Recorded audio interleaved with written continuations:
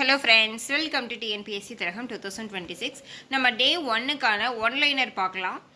ஆக்சுவலாக வந்து நான் இதில் ரொம்ப இம்பார்ட்டண்ட்டான கொஷின் எது அப்படிங்கிறத வந்து நான் சொல்லும் போதே சொல்லிவிடுவேன். அது இல்லாத ரிமைனிங் கொஸ்டின்ஸ் எல்லாம் நார்மலாக சொல்லிவிடுவேன். Okay friends, okay. இறையாண்மை கொண்ட ஒரு பேரரசுக்கு கப்பம் கட்டும் குறுநில அரசை தான் வந்து நம்ம பாளையம் அப்படின்னு சொல்கிறோம். பாளையம் அப்படின்னா என்னன்னு சொல்கிறோம் அப்படின்னா, இறையாண்மை கொண்ட ஒரு பேரரசுக்கு கப்பம் கட்டும் குறுநில அரசு, அதுதான் பாளையம்.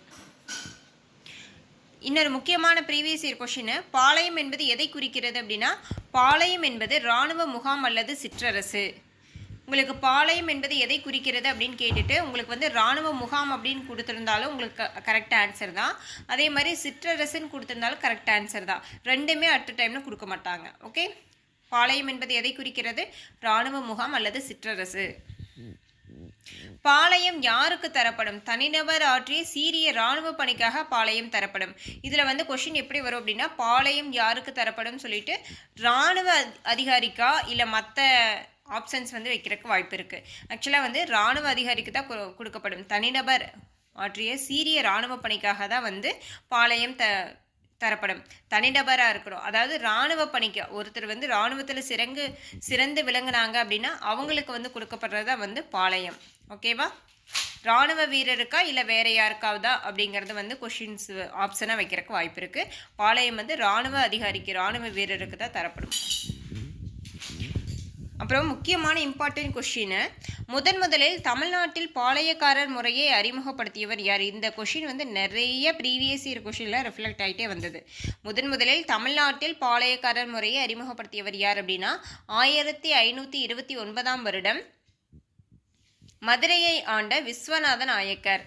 யாருடைய உதவியோடு தமிழ்நாட்டில் பாளையக்காரர் முறையை விஸ்வநாத நாயக்கர் அறிமுகப்படுத்தினார் அப்படின்னு கொஷின் கேட்டால், யாருடைய உதவியோடு? அவருடைய விஸ்வநாத நாயக்கர் அவருடைய படைத்தளபதி அரியநாதர் உதவியோடு தமிழ்நாட்டில் பாளையக்காரர் முறையை அறிமுகப்படுத்தினார். இந்த கொஷின் ரொம்ப ரொம்ப ரொம்ப இம்பார்ட்டன்ட் கொஷின், நல்லா நோட் பண்ணிக்கோங்க. முதலில் தமிழ்நாட்டில் பாளையக்காரர் முறையை அறிமுகப்படுத்தியவர் மதுரையை ஆண்ட விஸ்வநாத நாயக்கர் 1529ஆம் வருடம். ஒரு சின்ன ஒரு கரெக்ஷன் இல்லை, அதாவது 1529ன்னு கொடுத்தாலும் அது கரெக்டான ஆன்சர் தான், 1530ன்னு கொடுத்தாலும் அது கரெக்டான ஆன்சர் தான். ஓகேங்களா? ஓகே, 1529 தான் வந்து ஸ்கூல் புக்கு ப்ளஸ் எல்லா இதுலேயுமே இருக்குது. ஒரே ஒரு அவுட் சோர்ஸ் புக்கில் மட்டும் 1530ன்னு கொடுத்துருக்காங்க. 1529ஆம் வருடம் விஸ்வநாத நாயக்கர் அவருடைய படைத்தளபதி அரியநாதர் உதவியோடு, ஞாபகம் வச்சுக்கோங்க. நெக்ஸ்ட்டு, என்னோட ஒன்லைனர் எப்போவுமே மேக்ஸிமம் லைன் பை லைனாக இருக்கிற மாதிரி தான் இருக்கும். அதில் previous year question important question எதுனால நான் வந்து சொல்லிடுவேன். அடுத்தது இந்த கொஷின் வந்து எப்படி கேட்பாங்க அப்படின்னா, இந்தியாவில் பாளையக்காரர் முறை யாரால் அறிமுகப்படுத்தப்பட்டதுன்னு கேட்பாங்க. ஆந்திர பகுதி வாராங்களை ஆண்டு வந்த காகதிய அரசர் பிரதாபருத்ரதேவன், இவர் தான் வந்து இந்தியாவில் பாளையக்காரர் முறை வந்து யாரால் பின்பற்றப்பட்டது? இந்தியாவில் ஆந்திர பகுதி வாராங்களை ஆண்டு வந்த காகதிய அரசர் பிரதாபருத்ரதேவன் அவர்களால் பின்பற்றப்பட்டது தான் வந்து இந்தியாவில் பாளையக்காரர் முறை. அதுக்கப்புறமா அதை காப்பி பண்ணி தான் நம்ம வந்து தமிழ்நாட்டில் விஸ்வநாத நாயக்கர் கொண்டு வந்திருக்கார். ஓகே, அடுத்தது நெக்ஸ்ட் கொஷின், மொத்தம் எத்தனை பாளையங்கள் இருந்துச்சு அப்படின்னா 72 பாளையங்கள் இருந்ததாக சொல்லப்படுகிறது. எத்தனை பாளையங்கள் இருந்ததாக சொல்லப்படுகிறது? 72 பாளையங்கள் இருந்ததாக சொல்லப்படுகிறது. பாளையங்கள் வந்து எத்தனை தலைமுறைகளாக பாளையங்கள் வந்து ஆட்சி பண்ணிட்டு ஆண்டு வந்தாங்க அப்படின்னா, பாளையங்கள் வந்து 60 தலைமுறைகளாக இருந்தது அப்படின்னு சொல்றாங்க. ஓகேவா? பாளையங்கள் வந்து எத்தனை தலைமுறைகளாக இருந்ததுன்னு சொல்றாங்க? 60 தலைமுறைகளாக இருந்ததுன்னு சொல்றாங்க. ஓகேவா? ஓகே, நெக்ஸ்ட் கொஸ்டின் போலாமா? ஆங்கிலேயர் வந்து பாளையக்காரர்களை ஆங்கிலேயர் வந்து என்னன்னு சொல்லி அழைத்த விதம் எப்படி? அவங்க என்னன்னு சொல்லி அழைத்தார்கள்? ஆங்கிலேயர்கள் வந்து பாளையக்காரர்கள் அப்படின்னா போலிக்கார் அப்படின்னு சொல்லிட்டு, நம்மளோட வாயிலெல்லாம் பாளையக்காரர்கள் வருது, அவங்க வந்து போலிக்கார் அப்படின்னு அவங்க வாயில வந்திருக்கும் போல. அதனால ஆங்கிலேயர்கள் வந்து பாளையக்காரர்களை அழைத்த விதம் வந்து போலிக்கார். இது வந்து இந்த கொஷின் வந்து கேட்டிருக்காங்க. ஆங்கிலேயர்கள் பாளையக்காரர்களை அழைத்த விதம் வந்து என்னன்னு சொல்லிட்டு, அது வந்து போலிக்கார், ஞாபகம் வச்சுக்கோங்க. நெக்ஸ்ட்டு, பாளையங்களுக்கு காவல் காக்கும் கடமை அரசு காவல் அப்படின்னு இருக்கலாம் ஆப்ஷனில், இல்லைன்னா படிக்காவல் அப்படின்னு இருக்கலாம்.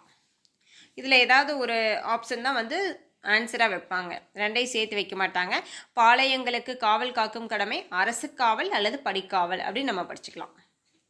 ஓகே, நெக்ஸ்ட்டு இது வந்து இதுவரைக்கும் இதில் கேட்கல, ஆனால் இருந்தாலும் இது கொஞ்சம் கொஸ்டின் வந்து ரொம்ப முக்கியமானதாக எனக்கு தெரியுது.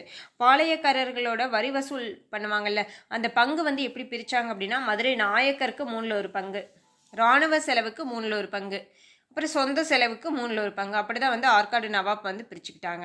இந்த சொந்த செலவு அப்படிங்கிறது வந்து ஆற்காடு நவாபோட குடும்ப செலவுக்கு அந்த மாதிரி.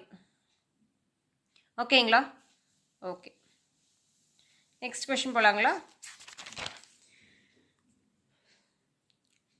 பாளையக்காரர்களுக்கு இருந்த அதிகாரம் வந்து தங்கள் பாளையத்தில் தன்னிச்சையாக செயல்படலாம்.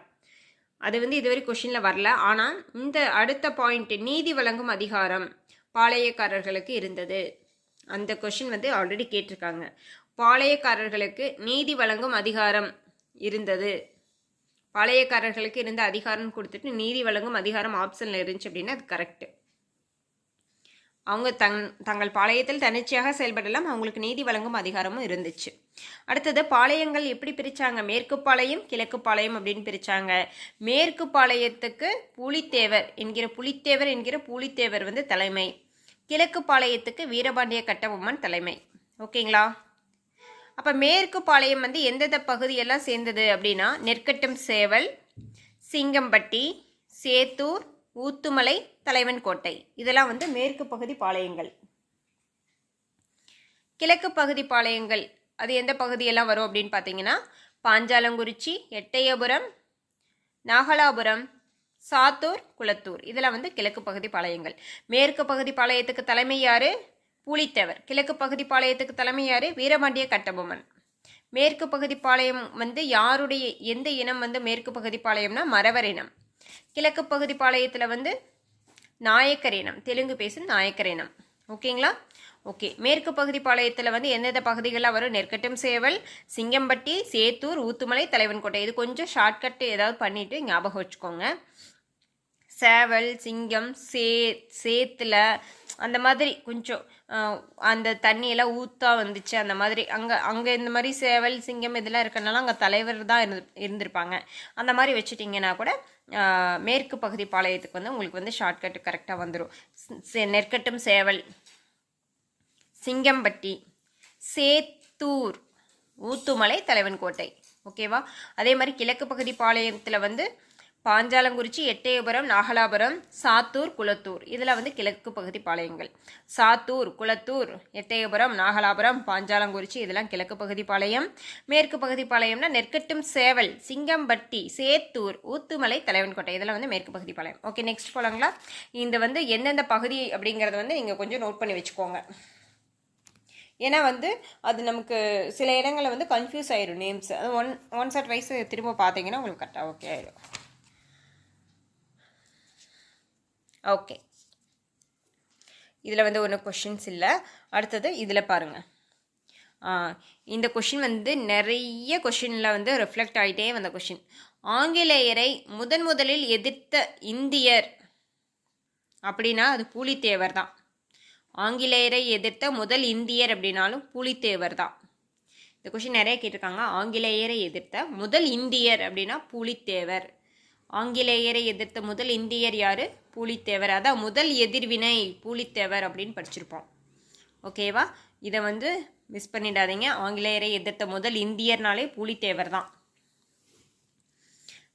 அடுத்தது இதில் இன்னொரு கொஷின் எப்படி கேட்கலாம் அப்படின்னா, பூலித்தேவரோட படைத்தளபதி யார் அப்படின்னா உண்டிவீரன். ஓகேவா? முதல் போர் இதெல்லாம் கேட்க மாட்டாங்க, அப்படிலாம் கேட்க மாட்டாங்க. ஓகே, அடுத்தது வந்து பூலித்தேவர் அலெக்சாண்டர் ஹெரான் தான் ஃபஸ்ட்டு வந்தது. மாபூஸ் கானோட அவர் தான் வழிநடத்தி கூட்டிகிட்டு வந்தார். முதல் போரில் வந்து அலெக்சாண்டர் ஹெரானோட ஏற்பட்ட மோதலில் வந்து வெற்றியா தோல்வியா பூலித்தேவர் அப்படின்னா என்னது? வெற்றி. பூலித்தேவர் வந்து அலெக்சாண்டர் ஹெரான் அவர் கூட ஏற்பட்ட இதில் வந்து வெற்றி தான். அலெக்சாண்டர் ஹெரான் புறங்கண்டார் அப்படின்னு தான் படிச்சிருக்கோம் நம்ம. ஓகேவா? நெக்ஸ்ட்டு போகலாமா? நெக்ஸ்ட்டு இதுலேயும் வந்து இதில் கொஸ்டின்ஸ் எல்லாம் இதில் எதுவும் கேட்கல. ஓகே, இதுலேயும் எதுவும் கொஸ்டின்ஸ் இல்லை. ஓகே, இராணுவ ஆளுநர்கள் இது வந்து அவுட் சோர்ஸில் வந்து முக்கியமான பாயிண்ட்டு. இது வந்து கொஷினில் வந்திருக்குது. இராணுவ ஆளுநர்களை என்னென்னு சொல்லுவாங்க அப்படின்னா அமரநாயக்கர்கள் அப்படின்னு சொல்லுவாங்க. இராணுவ ஆளுநர்களை என்னென்னு சொல்லுவாங்க அப்படின்னா அமரநாயக்கர்கள் அப்படின்னு சொல்லுவாங்க. ஓகே, நெக்ஸ்ட்டு இதுலேயே அது கொஷினில் இதெல்லாம் உங்களுக்கு வந்து எக்ஸ்ப்ளனேஷனுக்காக நான் அவுட் சோர்ஸ்லேருந்து கொடுத்தது, ஒரு ஸ்டோரி பேஸ்டாக சொல்லணுங்கிறதுக்காக கொடுத்தது தான். ஓகே, அடுத்தது இதில் பாருங்கள், ஆற்காடு நவாபுடைய சகோதரர் யார் அப்படின்னா மாபூஸ் கான் படிச்சிருப்போம். ஆற்காடு நவாப் யார்? முகமது அலி. ஆற்காடு நவாபுடைய சகோதரர் மாபூஸ் கான். ஓகேவா? ஆற்காடு நவாபோட மருமகன் யார் அப்படின்னா சந்தா சாஹிப். ஆற்காடு நவாப் யார்? முகமது அலி. அந்த முகமது அலியோட சகோதரர் யார்? மாபூஸ் கான். முகமது அலியோட மருமகன் யார் அப்படின்னா சந்தா சாஹிப். முகமது அலியோட மருமகன் யார் அப்படின்லாம் கொஷின் கேட்க மாட்டாங்க. இது வந்து உங்களுக்கு புரிஞ்சுக்கிறதுக்காக சொல்கிறேன். மருமகன் சந்தா சாஹிப் என்ன கொஷின் கேட்பாங்க அப்படின்னா, அந்த சந்தா சாஹிப்போட முகவர்கள் தான் வந்து மியானா, முடிமையா, நபிகான் கட்டாக். ஓகேவா? அவங்க வந்து 3 பேர் யார்? பத்தானிய அதிகாரிகள். ஓகேவா? இப்போ இதில் கொஷின் பேஸ்டாக என்ன கேட்பாங்க அப்படின்னா, சந்தா சாஹிப்போட முகவர்கள் யார் அப்படின்னு தான் கேட்பாங்க. சந்தா சாஹிப்போட முகவர்கள் யார் அப்படின்னா 3 பத்தானிய அதிகாரிகள். யார்? மியானா, முடிமையா, நபிகன் கட்டாக். 3 பத்தானிய அதிகாரிகள். இவங்க தான் வந்து சந்தா சாஹிப்போட முகவர்கள். இதுதான் கொஷின் பேஸ்டு, இதுதான். ஓகே, ரிமைனிங்லாம் வந்து என்னென்னா நீங்கள் ஸ்டோரி பேஸ்டாக அண்டர்ஸ்டாண்ட் பண்ணிக்கிறதுக்காக தான்.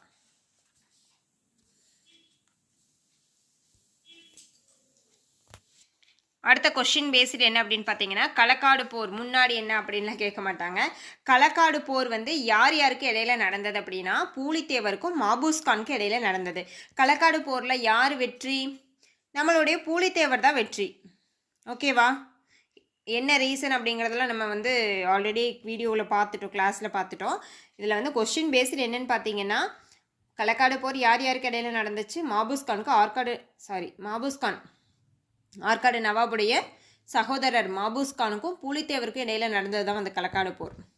களக்காடு போரில் நமக்கு வந்து ஆங்கிலேய கிழக்கிந்திய கம்பெனியிலிருந்து 1000 படை வீரர்களும், ஆற்காடு நவாப் அவர் தான் வந்து யார்? மாபூஸ் கானோட சகோதரர் தான் ஆற்காடு நவாப். அவர்கிட்ட இருந்து 600 படை வீரர்களும், ராமநாதபுரம், புதுக்கோட்டை எல்லாமே வந்து களக்காடு போரில் வந்து மாபூஸ் கானுக்கு சப்போர்ட் பண்ணாங்க. கர்நாடகாவிலேருந்து காலாட்படை, குதிரைப்படை எல்லாமே மாபூஸ் கானுக்கு சப்போர்ட்டிவாக. பூலித்தேவருக்கு யார் ஹெல்ப் பண்ணது களக்காடு போகிறப்ப? அது மட்டும் கொஷின் வந்திருக்குது ஆல்ரெடி. பூலித்தேவருக்கு யார் ஹெல்ப் பண்ணாங்க? திருவிதாங்கூர் மன்னர் 2000 படை வீரர்களை அனுப்பி விட்டாங்க. பூலித்தேவருக்கு யார் ஹெல்ப் பண்ணாங்க? திருவிதாங்கூர் மன்னர். ஓகே, இது மட்டும் கொஷின் வந்து ஆல்ரெடி வந்திருக்குது. இந்த சிவகிரி, எட்டயபுரம், பாஞ்சாலங்குறிச்சி எல்லாம் வந்து பூலித்தேவருக்கு சப்போர்ட் பண்ணவே இல்லை. அதில் இன்னும் சொல்ல போனால் ஆங்கிலேயர்களுக்கு ரொம்ப ரொம்ப ரொம்ப சப்போர்ட் யார் அப்படின்னா சிவகிரி பாளையக்காரர்கள்.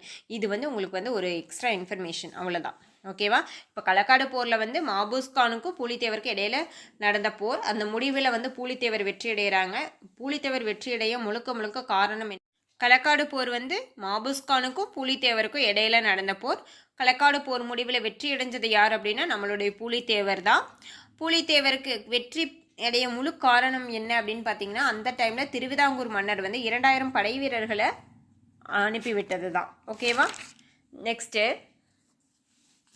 நெக்ஸ்ட்டு முக்கியமான ஒரு இதில் நிறைய கொஸ்டின்ஸ் வந்து இது ஒரு பேராகிராஃப் மாதிரி தான் இருக்கும். இதில் நிறைய கொஸ்டின்ஸ் வந்து வந்திருக்குது. பூலித்தேவருக்கும் மருதநாயகம் பிள்ளை அவருக்கும் வந்து அடுத்த போர் நடந்துச்சு இல்லைங்களா? அடுத்தது மருதநாயகம் பிள்ளை வந்து எந்த ஊர் அப்படின்னு கேட்டிருக்காங்க. யூசுப் கான் நான் நோட் பண்ணாமல் இருப்பேன், நீங்கள் வந்து தெரிஞ்சுக்கோங்க. மருதநாயகம் பிள்ளை, யூசுப் கான் என்ற கான் சாஹிப் அப்படிங்கிறதும் மருதநாயகம் பிள்ளை எல்லாமே சேம் நேம் தான். அவரை பற்றி இன்ட்ரோவில் வந்து கொஷின்ஸ் வந்து வந்திருக்குது. மருதநாயகம் பிள்ளை எந்த ஊரை சேர்ந்தவர்? பனையூர், ராமநாதபுரம் பனையூர் சேர்ந்தவர் தான் மருதநாயகம் பிள்ளை. இது கொஷின் வந்திருக்குது. அடுத்தது இன்னொரு கொஷின் வந்து என்ன வந்திருக்கு அப்படின்னா, ஓகே இதெல்லாம் வந்து எக்ஸ்ட்ரா இன்ஃபர்மேஷன் தான். இதுலேருந்து இது வரைக்கும் எந்த கொஷின் வரல. இதில் என்ன கொஷின்? இந்த பார்ட்டில் தான் நிறைய கொஷின்ஸ் வந்து வந்திருக்குது. அந்த பீரங்கி படை வந்துச்சுல 1760 செப்டம்பரில் வந்து மருதநாயகம் பிள்ளை பீரங்கி படைக்காக வெயிட் பண்ணிட்டு இருந்தாரு அப்படின்னு சொல்லி, அந்த பீரங்கி படை வந்து எங்கேருந்து வந்துச்சுன்னு கொஷின் வந்திருக்குது. திருச்சியிலிருந்து வந்தது. ஓகேவா? அதில் வந்து மருதநாயகம் பிள்ளை வெற்றி அடைஞ்சார், பூலித்தேவர் தோல்வி அடைஞ்சார். பூலித்தேவரோட 3 முக்கிய கோட்டைகள் வந்து மருதநாயகம் பிள்ளை ஆக்குப்பை பண்ணிட்டாரு.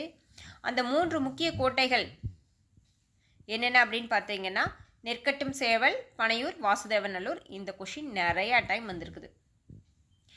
இப்போ மருதநாயகம் பிள்ளை பூலித்தேவருடைய 3 முக்கிய கோட்டைகளை கைப்பற்றினார் நமக்கு தெரியும். அது எந்த வருஷம் எந்த மாதம் அப்படின்னா 1761 மே 16 அன்னைக்கு தான் வந்து 3 முக்கிய கோட்டைகளை வந்து மருதநாயகம் பிள்ளை பூலித்தேவர்கிட்ட இருந்து கைப்பற்றிட்டார். அது என்னென்ன கோட்டைகள்? நெற்கட்டும் சேவல், பனையூர், வாசுதேவநல்லூர். ஓகேவா? ஓகே, இதுதான் கொஸ்டின் பேஸ்டு. ஓகே, நெக்ஸ்ட்டு இதில் வந்து என்னென்னு பார்த்தீங்கன்னா இதெல்லாம் வந்து கொஞ்சம் உங்களுக்கு வந்து எக்ஸ்ட்ரா இன்ஃபர்மேஷன். இதுலேருந்துலாம் இது வரைக்கும் இது கொஸ்டின்ஸ் வந்து வரலை. இது வந்து மருதநாயகம் வந்து எந்த வருஷம் மரணம் அடைந்தார்? மருதநாயகம் பிள்ளையை வந்து தூக்கில் போட்டுட்டாங்க. எந்த வருஷம்? 1764. அதே வருஷத்தில் இன்னொரு நிகழ்வு இருக்கும். மீண்டும் பூலித்தேவர் எந்த வருஷம்? 1764. மருதநாயகம் பிள்ளை 1764 தூக்கில் போட்டாங்க. அந்த வருஷமே திரும்ப வந்து பூலித்தேவர் மறுபடியும் ஆட்சிக்கு வந்துடுறாரு. மறுபடியும் அடுத்து பார்த்தீங்கன்னா பூலித்தேவர் வந்து எப்போ வந்து தோல்வி அடைகிறாரு? பூலித்தேவரை இறுதியாக யார் தோற்கடிச்சாங்க அப்படின்னா 1767 கேப்டன் கேம்பல். ஓகேவா? பூலித்தேவருக்கும் யாருக்கும் இடையில வந்து இறுதியாக போர் நடந்தது அப்படின்னா பூலித்தேவருக்கும் கேப்டன் கேம்பலுக்கும் 1767 நடந்த போரில் 1767 பூலித்தேவர் வந்து நாடிழந்த நிலையில் உயிரிழந்தார். அப்போ பூலித்தேவரோட இறுதி ஆண்டு எந்த வருஷம் அப்படின்னா 1767. ஓகேவா? அதுக்கு ரீசன்ஸ் எல்லாம் வந்து எதுலேயும் கேட்கல, இதுவரை கேட்கல. இதெல்லாம் எக்ஸ்ட்ரா இன்ஃபர்மேஷன் தான். ஒண்டி வீரன் வந்து படைத்தளபதி, அவரோட கை துண்டிக்கப்பட்டது, அது மட்டும் நீங்கள் தெரிஞ்சுக்கோங்க. ஓகே, நெக்ஸ்ட் வந்து இவ்வளோதான். ஒன்லைனர் எல்லாமே வந்து டே 1க்கான ஒன்லைனர் எல்லாம் கம்ப்ளீட்டாக முடிச்சிட்டோம்.